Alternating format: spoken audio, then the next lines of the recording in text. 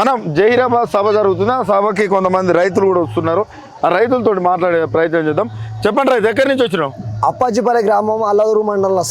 ఎట్లా ఉంది రైతుల పరిస్థితి? అధ్యక్ష, రైతుల పరిస్థితి ఎట్లుందంటే అతి ఘోరంగా 100 రోజులలో చేస్తున్న ప్రభుత్వం ఎప్పుడు చేయలేడు. రేవంత్ రెడ్డి చేస్తున్న మాటలు ఇచ్చిన మాటల నోటితోని మాట్లాడిన మాటల దూల 6 గ్యారెంటీలు ఇచ్చినాడు కదా. 6 గ్యారెంటీలు పెట్టిండి చేతుల. నేను మాట్లాడుతున్నా అధ్యక్ష, నాకు 2 కొడుకులు. ఒకడు ఐటీఐ చేస్తున్నాడు, ఒకటి 10th చదువుతున్నాడు. జాబ్ ఇప్పిస్తున్నాడు, నాక పెట్టిండు. డబల్ బెడ్రూమ్ ఇల్లు ఇస్తున్నాడు శంకరంపేటలో. ఎవరు? ఆయన ఇస్తున్నాడు నాకు. మొత్తం అంతా నాకు కప్పెట్టారు అధ్యక్ష. రేవంత్ రెడ్డి చేసింది ఏమున్నది? 100 రోజుల్లో కంప్లీట్ చేస్తున్నాడు. గ్యాస్ బుడ్డి ఫ్రీ అన్నాడు. 930 రూపాయలు పెట్టి నిన్న కొనుక్కున్నా అధ్యక్ష నేను. ఒకటి ఏమది, అమ్మాయిలకు బస్సు ఫ్రీ ఒకటి ఉన్నది, ఏం లేదు దాంట్లో. ఇంకొకటి అధ్యక్ష, 200 యూనిట్లు కరెంట్ ఫ్రీ అన్నాడు. నా ఇంటికి బిల్లు వచ్చింది. పండుకుందామంటే నా పెళ్ళాం, నా కొడుకు, నా కోడలు పండుకుందామంటే మాకు ప్లేస్ లేదు ఇక్కడ. నా ఇల్లు చిన్నది. ఇందిరమ్మ ఇల్లు కట్టిస్తున్నాడు, యాడ కట్టిస్తాడు అధ్యక్ష.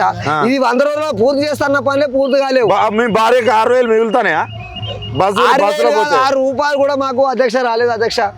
ఉపాధి పని చేస్తే కూడా పైసలు వాళ్ళే అధ్యక్ష. మాకు అవి కేంద్రం కదా ఇవ్వాల్సింది, పల్లెవు అధ్యక్ష. మాకు మేము వాళ్ళం కదా అట్లా. ఈ ప్రభుత్వం ఇట్లా కాంగ్రెస్ ప్రభుత్వం గెలిచిందా కాళ్ళు పడతారు, లేకపోతే రాళ్ళు పడతారు. మరి ఎట్లా చూద్దాం? రైతులకి రైతు బంధు మళ్ళీ కేసీఆరే కావాలి మాకు. ఎందుకంటున్నావు? చచ్చిన 5 లక్షలు ఇస్తే మా పెళ్ళలన్నా బతికిండ్రు, నా పిల్లలన్నా బతుకుతుండే. 5 లక్షలు కూడా కట్టి అధ్యక్ష.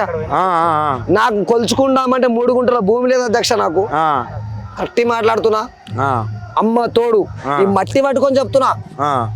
నేను ఏం దీన్ని బతకాలి అధ్యక్ష? అసైన్మెంట్ ల్యాండ్ ఉంటే అది కొట్టు, అది ఇస్తారా వీళ్ళు చేస్తారా రాజకీయం?